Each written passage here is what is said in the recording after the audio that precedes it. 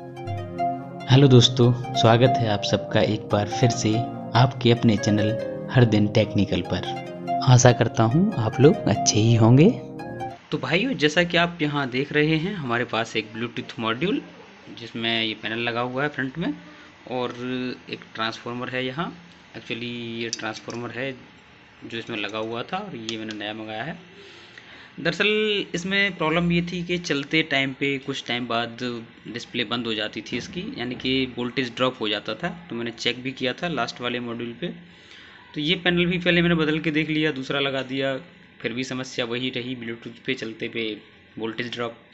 उसके बाद इसमें जो हमारा 7805 लगा होता है, जो कि यहाँ लगा हुआ है ट्रांजिस्टर, तो वो भी चेंज करके देख लिया, तब भी समस्या वही रही। कैपेसिटर चेंज कर दिया, समस्या सॉल्व नहीं हुई। लास्ट में ये बचता है हमारा ट्रांसफार्मर।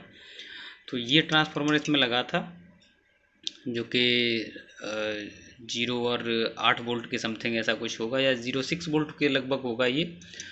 और क्योंकि इसकी आउटपुट अभी चेक नहीं की है हमने, तो 6 वोल्ट ही होगा, क्योंकि सिंगल सप्लाई पे है ये। और यहाँ इस सप्लाई पे हमें 8 वोल्ट डीसी मिलता था, तो 6 वोल्ट ही जमा में ये आउटपुट देता होगा।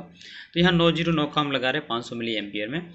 तो लगाने का तरीका देखिए वही है सेम, क्योंकि इसमें तो यहाँ स्टड दिए हुए थे इस तरह से प्लेट पे, इसमें नहीं है। तो हमने क्या किया कि इसे हम सॉकेट के साथ जोड़ देंगे, ऑन ऑफ वाला स्विच जो होता है उसके साथ।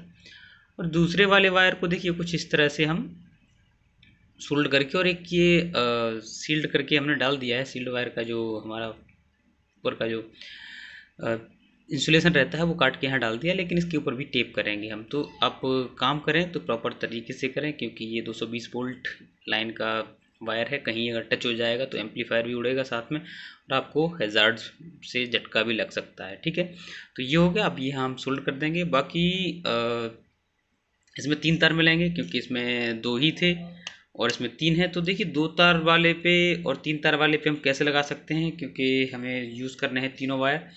तो तीनों वायर यूज़ करेंगे इसमें। और यहाँ ये हमारा जो सप्लाई है वो बनती है, दरअसल इसमें ब्रिज रेक्टिफायर की सप्लाई बनी हुई थी पहले, जैसा कि ये डायोड यहाँ निकाल दिया है हमने।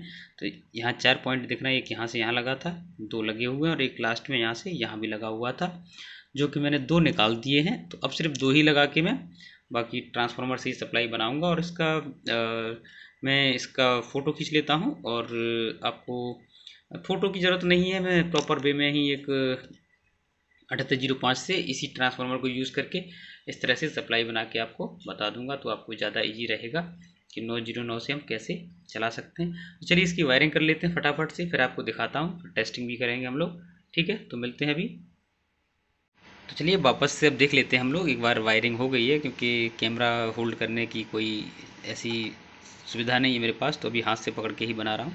तो आपको करके काम ही बताता हूँ। बहुत ज़्यादा कुछ नहीं है इसमें। देखिए ये 2 वायर जो आए हैं ट्रांसफार्मर से, ग्रीन वाले, तो वो हमने सीधे डायोड पे लगा दिए हैं, जैसा कि आपको मैं रिवर्स में करके दिखा देता हूँ। देखिए, तो हमारा ये पट्टी वाला साइड सिरा इधर है, क्योंकि जो भी इधर एसी मिलेगा वो यहाँ से प्लस डीसी बन के आउट होगा।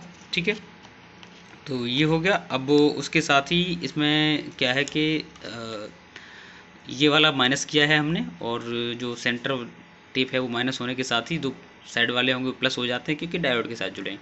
अब ये माइनस के साथ जुड़ा हुआ है, चलिए दिखा देते हैं एक बार। ये देखिए हमारा कैपेसिटर का सिरा जो है वो सीधे माइनस के साथ जुड़ा है, तो वो, और इस तरह से ये हमारा 7805 यहाँ हो जाता है कॉन्फ़िगर। और ये हमारे ब्लूटूथ का सप्लाई आउटपुट जो जाएगा वो है। तो इसे ऑन करने के एक बार वोल्टेज ज़रूर चेक कर लें कार्ड में देने से पहले। अगर इस कार्ड में आप डायरेक्ट दे देंगे करने के बाद, तो हो सकता है कि अगर इसका वोल्टेज रेगुलेशन सही ना हो ट्रांजिस्टर का, तो आपका कार्ड ही उड़ जाएगा। तो इसलिए पहले आप यहाँ 5 वोल्ट तक चेक कर लें अक्रॉस, उसके बाद आगे का काम करें। तो चलिए मैं एक बार चेक कर लेता हूँ और कोशिश करूँगा आपको भी दिखाने की। ठीक है, चलिए मीटर को मैंने एक वायर यहाँ से सीधे क्लिप कर दिया है, और दूसरा वायर यहाँ है 20 वोल्ट की रेंज में पड़ा हुआ है। तो सबसे पहले हम जो सेंटर में हमारा 12 वोल्ट बनता है वहाँ देख लेते हैं। तो देखिए 14 वोल्ट के लगभग बन रहा है, 13 वोल्ट 14 वोल्ट यानी 14 वोल्ट के लगभग बन रहा है। तो हमारे ट्रांजिस्टर के बेस पिन पे जाता है, यानी कि सप्लाई पे। तो क्लियरली देख लीजिए, और इसके आउटपुट पे जो हमें वोल्टेज मिलता है वो 4.99 वोल्ट हमें यहाँ मिल रहा है। जो कि सही है हमारे लिए। अब इससे हम अपना ब्लूटूथ कार्ड चला सकते हैं आसानी से। और अगर एसी की बात करें तो मैं वो चेक कर रहता हूँ आपको कि हमारे ट्रांसफार्मर से जो सप्लाई हमें मिल रही है एक्चुअली वो कितनी मिल रही है। तो देखिए 10 वोल्ट्स यहाँ मिल रहे हैं और 10 वोल्ट्स इधर मिल रहे हैं, क्योंकि सप्लाई थोड़ी मेरे यहाँ ज़्यादा आती है 250 वोल्ट के लगभग, इसलिए हमें 10 वोल्ट मिल रहा है 9 की जगह। तो इसमें कोई समस्या नहीं है। तो ये इस तरह से वायरिंग हो जाती है कंप्लीट। अब मैं इसे चला के देख लेता हूँ एक बार, फिर आगे टेस्टिंग कराएंगे आपको। भाइयों तो यहाँ ये बन के तैयार हो गया है, जैसा कि आप देख रहे हैं इसमें सारे वायर्स कनेक्ट कर दिए हैं। और उस टाइम पे इसमें हमिंग की प्रॉब्लम भी बहुत आ रही थी, ऐसे हाथ रखने पे बहुत ही ज़्यादा हमिंग करता था, क्योंकि ये ट्रांसफार्मर था जो वो कम एम्पियर का था। ऊपर से शॉर्टिंग थी इसके वाइंडिंग में या कुछ भी, बहुत हमिंग करता था। ऊपर से आधे घंटे में इतना हीटअप हो जाता था कि हाथ नहीं रख सकते थे। अभी ये सही चल रहा है, ना तो हमिंग की कोई आवाज़ है और ना ही हीटअप हो रहा है। तो उसकी शायद कॉइल शॉर्ट होगी अंदर से। और यहाँ एक मेन बात ये है कि देखिए अब ये जो है 500 मिली एम्पियर लिखा है, 500 मिली एम्पियर का है, जबकि वो मुश्किल से 500 मिली एम्पियर होगा सिंगल कॉइल पर। यहाँ सिंगल कॉइल है। अब 500 वो भी है, 500 ये भी है, तो अंतर क्या है देखिए 500 यहाँ से इस वाली वाइंडिंग का है, 500 ही दूसरी वाइंडिंग का है, यानी कि दो वायर हैं इसमें, ग्रीन और एक रेड है। तो 500 मिली एम्पियर यानी कि 1 एम्पियर हो जाता है आपका। तो 1 एम्पियर की सप्लाई इस पर अब काम कर रही है। तो यानी कि 12 वोल्ट 14 वोल्ट जो हमें मिल रहा था वो 1 एम्पियर पे मिल रहा है। तो यहाँ देख लीजिए, अब मुझे नहीं लगता इसमें कोई अब इश्यू आएगा। अगर आएगा तो मैं आपको बताता हूँ, अगर इसमें कोई फिर भी रह जाता है प्रॉब्लम।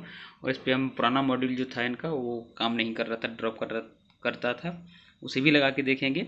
हालांकि वो USB तो सपोर्ट नहीं करता था, ड्रॉप हो जाता था उसमें। तो इस वाले में हम लगा के देखेंगे कि शायद अगर नहीं हो रहा है तो, कोई समस्या अगर नहीं आ रही है तो चलिए।